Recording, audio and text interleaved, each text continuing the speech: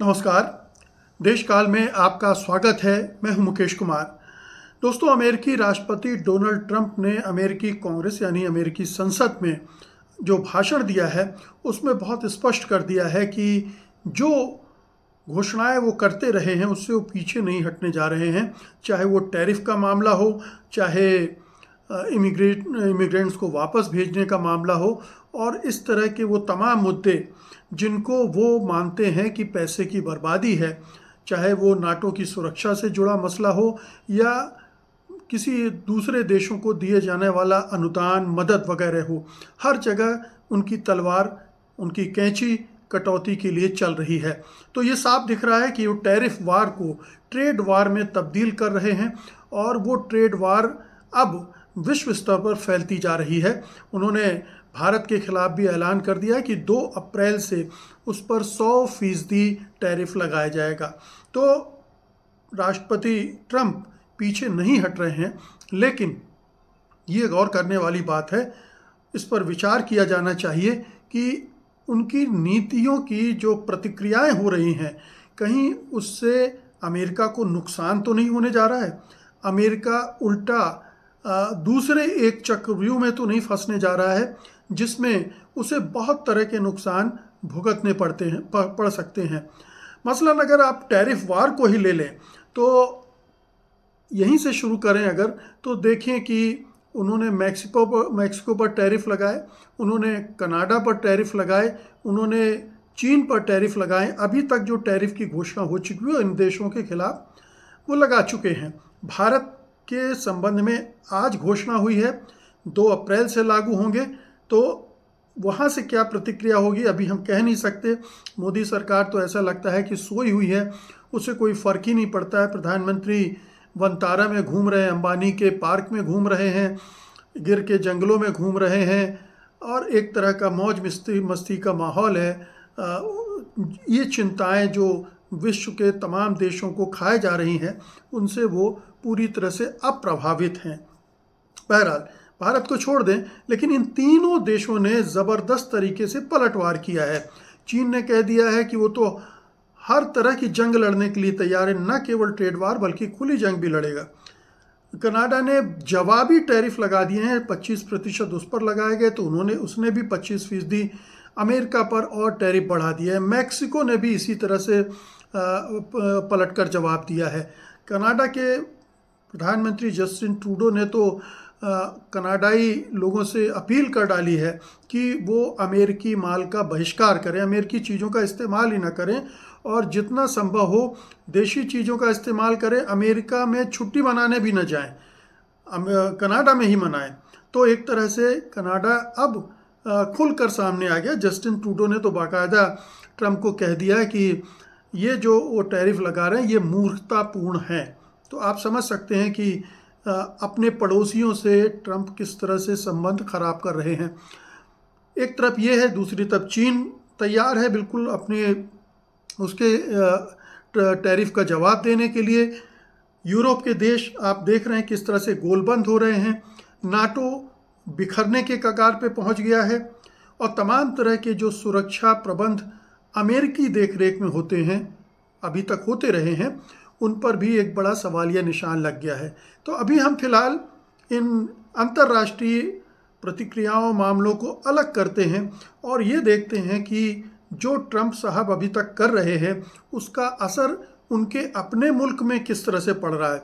तो अव्वल तो मैं ये बता दूं कि ट्रंप के इन नीतियों से और ख़ास तौर पर एलोन मस्क जिस तरह से व्यवहार कर रहे हैं, जिस तरह से छटनी कर रहे हैं लोगों को नौकरियों से निकाल रहे हैं, उसकी ज़बरदस्त प्रतिक्रिया हो रही है। पूरे अमेरिका में प्रदर्शन हो रहे हैं, विरोध हो रहा है और एक तरह से ट्रंप विरोधी माहौल पहले अभी 1 महीने भी नहीं हुए हैं ट्रंप को, 43 दिन हुए हैं, माफ़ कीजिएगा 43 दिन हुए हैं और 43-45 दिनों में ही ये हाल हो गया है कि उनका जमकर विरोध शुरू हो गया है पूरे देश भर में। तो एक तो ये कि असंतोष अमेरिका में बढ़ रहा है, लेकिन अगर दूसरी तरफ देखें कि जो महंगाई है, जो सबसे बड़ा पॉइंट था ट्रंप की जीत में कि वो पिछले टर्म में उन्होंने महंगाई को कंट्रोल में रखा था और बाइडेन के समय में महंगाई काफ़ी बढ़ गई थी, तो महंगाई जो है वो बेलगाम हो रही है। और जो बड़े इंडिकेटर हैं अमेरिकी अर्थव्यवस्था के, मसलन एक तो ये कि डॉलर जो लगातार मजबूत हो रहा था, अब धीरे धीरे उसमें गिरावट आनी शुरू हो गई है, क्योंकि दुनिया भर में जो उनकी नीतियों की वजह से अनिश्चितता हुई है, अस्थिरता पैदा हुई है, उससे आर्थिक गतिविधियां थोड़ा कमज़ोर पड़ी हैं और उसका असर अमेरिकी मुद्रा पर पड़ रहा है सीधे। तो अमेरिका की जो जो आर्थिक शक्ति है, उसका प्रतीक डॉलर अपनी जो चमक है वो थोड़ी खो रहा है। अभी ये अस्थायी तौर पर है, हम कह नहीं सकते कि और गिरेगा या ट्रंप किसी और उपाय से इसको संभाल लेंगे, लेकिन अभी गिर रहा है, उसकी वैल्यू गिर रही है। दूसरा ये है कि अगर आप उसके शेयर बाज़ारों का हाल देखेंगे तो आपको समझ में आएगा कि ये किस तरह से शेयर बाज़ारों में भी गिरावट लगातार देखी जा रही है। मैंने आपको कहा था कि जो डॉलर का मूल्य है वो दुनिया की जो 6 बड़ी करेंसियां हैं उनके मुकाबले जो इंडेक्स है जो 105.7 पर आ गया है गिरकर। और एक्सपर्ट का मानना है कि इकोनॉमी की सुस्त रफ्तार और ट्रंप टैरिफ के जवाब में जो देशों ने पलटवार किया है उसका नतीजा है, और टैरिफ वार का भी असर डॉलर पे दिख रहा है। अमेरिकी डॉलर में करीब 1.5% की गिरावट आ चुकी है ट्रंप की इस नीतियों की वजह से। तो एक तो डॉलर जिसे प्रतीक माना जाता है अमेरिकी अर्थव्यवस्था की ताकत का, वो गिर रहा है। दूसरा, अमेरिका के बाज़ारों में एक तरह का भूकंप आया है, भूचाल आया हुआ है, और अमेरिकी शेयर बाज़ार गिरावट की तरफ जा रहे हैं, उनमें गिरावट का सिलसिला चल रहा है। और उसकी वजह भी ये टैरिफ वार हैं, और इसका सीधा असर अमेरिका के ग्रोथ पर भी पड़ेगा। उनके बाज़ारों से में जो गिरावट आ रही है उसकी वजह ये उसका संकेत है, इसकी झलक है। पिछले कुछ दिनों में ही डाउ जोन्स जो है 670 पॉइंट गिरा है, S&P इंडेक्स जो है वो 71.57% अंक गिरा है, जबकि नैस्डैक जो है 65 अंक गिरा हुआ है। तो ये जो गिरावट देखी जा रही शेयर बाजार में, ये दूसरा इंडिकेटर है कि अमेरिकी अर्थव्यवस्था में कहीं अब गड़बड़ी आनी शुरू हो गई है। एक तीसरा और इंडिकेटर है जिसको आप ले सकते हैं कि ये जो विश्व के स्तर पर अस्थिरता आई है उसकी वजह से अंतर्राष्ट्रीय स्तर पर जो तेल की कीमतें हैं वो गिरने लगी हैं। तेल की कीमतें गिरने का मतलब है कि अमेरिका भी एक बड़ा दुनिया का ऑयल प्रोड्यूसर नेशन है, और उसको भी इस वजह से चोट पहुंचेगी, उसकी इनकम पर असर पड़ेगा अगर तेल की कीमतें गिरती हैं। अब जैसे अंतर्राष्ट्रीय भाव में जो क्रूड ऑयल है उसका रेट गिरकर 70.85% पहुंच गया है। हालांकि ये ध्यान रखिए कि मोदी सरकार अंतर्राष्ट्रीय बाज़ारों में जब तेल की कीमत गिरती है तो उसका फ़ायदा उपभोक्ताओं को नहीं देती है। अभी भी तेल नीचे गिर रहा है, लेकिन वो रेट वही मिलेंगे, उसी रेट पर आपको पेट्रोल और डीजल और दूसरी चीज़ें, पेट्रोलियम प्रोडक्ट्स आपको ख़रीदने पड़ेंगे। तो ये जो 70.8% $5.85 प्रति बैरल पर आ गया है, अब ये और भी गिर सकता है। ये तो गिरावट का अभी सिलसिला शुरू हुआ है, और अगर ये गिरावट जारी रहती है तो उसकी वजह से और नुकसान हो सकता है। और ये भी हम बता दें कि जो ऑयल के प्रोड्यूसिंग नेशंस का जो समूह है ओपेक प्लस, उसने 2025 में अप्रैल 2025 में अपना प्रोडक्शन बढ़ाने का इरादा किया है, प्लान कर रहा है। और अगर वो प्रोडक्शन बढ़ाता है तो फिर तेल की कीमतें और गिरेंगी, और उसका असर फिर अमेरिकी अर्थव्यवस्था पर पड़ेगा, अमेरिका के तेल की कीमतों पर पड़ेगा। और ये एक और इंडिकेटर है जिसकी तरफ मैं आपका ध्यान खींचना चाहता हूँ। चौथी बात ये है कि जो कनाडा और मैक्सिको ने जो टैरिफ बढ़ाए हैं उसका सीधा असर अमेरिका में महंगाई पर पड़ने वाला है, क्योंकि इन देशों से काफ़ी चीज़ें अमेरिका में आती हैं। मैक्सिको से कभी बहुत बड़ी मात्रा में सब्ज़ी और फल पहुंचते हैं। कनाडा से बहुत जो अमेरिकी कंपनियां हैं, बहुत सारे इंपोर्ट कनाडा से होते हैं। उनके कुछ जो जैसे कार मेकिंग कंपनी है, उनके बहुत सारे पार्ट्स अमेरिका से आते हैं और वो महंगे हो जाएंगे तो अमेरिका में कारें भी महंगी होने लगेंगी। यानी ये महंगाई का एक और कारण बनेगा। जो कनाडा है वो एनर्जी भी सप्लाई करता है अमेरिका को, और उसने उसमें 10% टैरिफ बढ़ाने का, 10 से 15% टैरिफ बढ़ाने का ऐलान कर दिया है। तो ये जो है ये अब एनर्जी की कीमतों को बढ़ाएगा, और एनर्जी की कीमतों का बढ़ने का मतलब है कि उसका एक कास्केडिंग इफेक्ट पड़ता है तमाम चीज़ों पर जिनसे ये एनर्जी जुड़ी होती है। तो ये एक और पॉइंट है जिसका असर आप देख सकते हैं। ये जो 4-5 पॉइंट मैंने आपको बताए हैं वो बहुत स्पष्ट हैं कि ट्रंप की जो नीतियां हैं, ट्रंप जिस तरह से इन एक बिल्कुल कहना चाहिए बुलडोज़र के अंदाज में अपनी नीतियां पूरी दुनिया पर थोपने की कोशिश कर रहे हैं, उसका असर है। एक और इसका पॉइंट ये है कि ट्रंप चाहते हैं कि जो भी कंपनियां हैं वो उनके यहाँ आकर मैन्युफैक्चरिंग करें। अब ये एक तो बहुत सारी कंपनियां इसके लिए तैयार नहीं होंगी, और अगर कुछ कंपनियां तैयार हुई भी तो उनको आकर वहाँ अपने प्लांट सेटअप करना और प्रोडक्शन शुरू करने में वक्त लगेगा। ये इस वक्त तो इसका मतलब है कि तुरंत जॉब क्रिएट नहीं होने वाले हैं, जबकि आप छटनी तुरंत कर रहे हैं। तो अमेरिका में महंगाई तो बढ़ी हुई है, बेरोज़गारी की दर भी बढ़ेगी, और इससे सामाजिक राजनीतिक असंतोष भी बढ़ेगा। एक राजनीतिक असंतोष का कारण जो इमिग्रेंट्स को वापस भेजने का सिलसिला शुरू किया गया है वो भी बनेगा। जो उनके नाते रिश्तेदार अमेरिका में अब रह चुके हैं उनके बीच पनपेगा।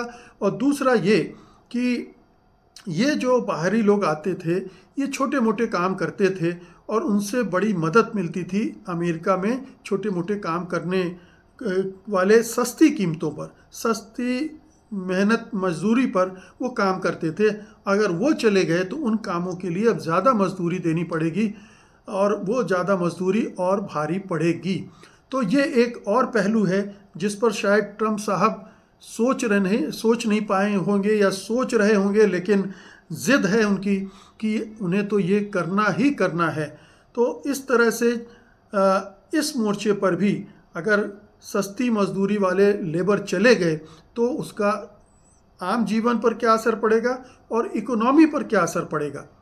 इकोनॉमी पर भी इसका परोक्ष असर तो पड़ेगा ही पड़ेगा, क्योंकि बहुत सारे जो उद्योग धंधे हैं जो सस्ती मजदूरी पर चल रहे थे इन इमिग्रेंट्स के भरोसे, उनके जाने के बाद उन्हें ज़्यादा पे करना पड़ेगा और उनके प्रोडक्शन की कॉस्ट बढ़ेगी, और प्रोडक्शन कॉस्ट बढ़ेगी तो ये तमाम दिक्कतें आने वाली है। जहाँ तक चीन का ताल्लुक है, चीन ने एक और काम किया है। उसने अपने विकास दर का लक्ष्य बढ़ाकर 5% कर दिया है, और 5% चीन के अर्थव्यवस्था में वृद्धि दर एक बड़ी भारी वृद्धि दर मानी जाएगी। वो भारत भले ही 8 तक पहुंच जाए, लेकिन चीन की 5% की विकास दर उससे कहीं बहुत ज़्यादा मानी जाएगी, क्योंकि वो बहुत वॉल्यूम में है। और आप जानते हैं कि करीब 21 ट्रिलियन डॉलर की इकोनॉमी है, भारत की 4 ट्रिलियन डॉलर की इकोनॉमी है, 5 गुना से ज़्यादा उसकी बड़ी इकोनॉमी है। तो चीन ने एक तो ये काम किया है कि अपनी जो ग्रोथ रेट है उसको बढ़ाने का एक लक्ष्य निर्धारित कर लिया, बड़ा लक्ष्य, और दूसरी तरफ अब वो वैकल्पिक मार्केट खोजने में जुट गया है। उसे यूरोप में भी अभी तक जो कम एंट्री मिलती थी, अब यूरोप में भी एंट्री मिल सकती है, अफ्रीका में मिल सकती है, एशिया में मिल सकती है, और यहाँ तक कि भारत भी उसके लिए दरवाजे खोलने को मजबूर हो सकता है, क्योंकि वो भी चाहेगा कि चीन से रिश्ते सुधरे, चीन उससे कुछ आयात करे तो उसका भी जो एक्सपोर्ट दूसरे देशों में हो रहा था, अमेरिका में हो रहा था, वो कहीं और खपे। तो ये सारी चीज़ें चीन कर रहा है। लेकिन भारत सरकार की तरफ से ऐसी कोई तैयारी होती दिख नहीं रही है। मोदी सरकार लगता है कि हाथ पर हाथ धरे बैठी है। लेकिन ये जो अगर ऐसा होता है जैसा चीन कह रहा है, और यूरोपीय देश भी दूसरे मार्केट ढूंढ रहे हैं, यूरोपीय देश भी, जैसे यूरोपियन यूनियन का एक पूरा प्रतिनिधिमंडल भारत आया हुआ था और उसने बड़े स्तर पर बातचीत की है कि कैसे भारत और यूरोप के बीच व्यापार बढ़े। यानी यूरोप की जो कंपनियां हैं वो अमेरिका के बजाय अब दूसरे जगहों पर अपने मार्केट तलाश रही हैं, और अगर ऐसा होता है तो अमेरिका के आर्थिक हितों पर इससे भी चोट पड़ने जा रही है। तो ये तमाम चीज़ें हैं जो कई तरह से अमेरिका के लिए संकट खड़े करने वाले हैं। अभी तो 43-45 दिन हुए हैं। ये जैसे जैसे चीज़ें बढ़ेंगी, लोगों में भी गुस्सा बढ़ेगा, देशों में भी नाराज़गी बढ़ेगी, और ये प्रतिक्रिया होती चली जाएगी, और अमेरिका के प्रति एक जो दुर्भावना पैदा होगी दुनिया भर में, अमेरिकी प्रोडक्ट के प्रति दुर्भावना पैदा होगी। मान लीजिए यही सारे देश अमेरिकी प्रोडक्ट का बहिष्कार शुरू कर दें, जैसे कनाडा ने शुरू कर दिया है, वैसे ही भारत में अगर ये मांग उठने लगे कि अमेरिकी प्रोडक्ट का बहिष्कार किया जाए, या यूरोपियन यूनियन इस तरह का एक अघोषित वहाँ के राजनीतिक दल शुरू कर दें अभियान, तो फिर सोचिए कि अमेरिका के पूरी इकोनॉमी पर कितना ज़बरदस्त असर पड़ने जा रहा है। क्योंकि अमेरिकन प्रोडक्ट कोई बहुत सस्ते नहीं हैं, और अगर वो ज़बरन थोपने की कोशिश करेगा और टैरिफ लगाएगा तो ये तो ठीक है कि दूसरों देशों की इकोनॉमी पर भी असर पड़ेगा, लेकिन उसके अपने मार्केट में ये भी एक महंगाई की वजह बन सकता है। क्योंकि जो बाहर से आने वाले प्रोडक्ट हैं, चाहे वो भारत के हों चाहे चीन के हों, वो अमेरिकी बाज़ार में अमेरिकी प्रोडक्ट के मुकाबले काफ़ी सस्ते हैं, क्योंकि यहाँ लेबर कॉस्ट बहुत कम है, प्रोडक्शन सस्ता है, और वहाँ जाकर भी वो सस्ता पड़ता है। तो अमेरिकी मार्केट में फिर ये इन चीज़ों की भी किल्लत होगी और मांग बढ़ेगी। तो चौतरफा संकट को आमंत्रित कर लिया है डोनाल्ड ट्रंप ने। बहुत सारी चीज़ें चरणबद्ध तरीके से हो सकती थी, धीरे धीरे करके देशों को तैयार करके कुछ एक पैरिटी बनाने की कोशिश हो सकती थी, लेकिन ट्रंप जैसे बुलडोजर की सीट पर बैठे हैं और सब कुछ डिमोलिश कर देना चाहते हैं, उस अंदाज में वो काम कर रहे हैं। और जाहिर है कि ये अंदाज अमेरिका के लिए आत्मघाती साबित होगा, खुद डोनाल्ड ट्रंप के लिए पैर में कुल्हाड़ी मारने जैसा होगा। और एक बात और ध्यान रखिए कि ट्रंप की इन नीतियों की वजह से तो ट्रंप के खिलाफ गुस्सा पैदा हो ही रहा है। अमेरिकियों में गुस्सा पैदा होने और बढ़ने की एक बड़ी वजह एलोन मस्क हैं।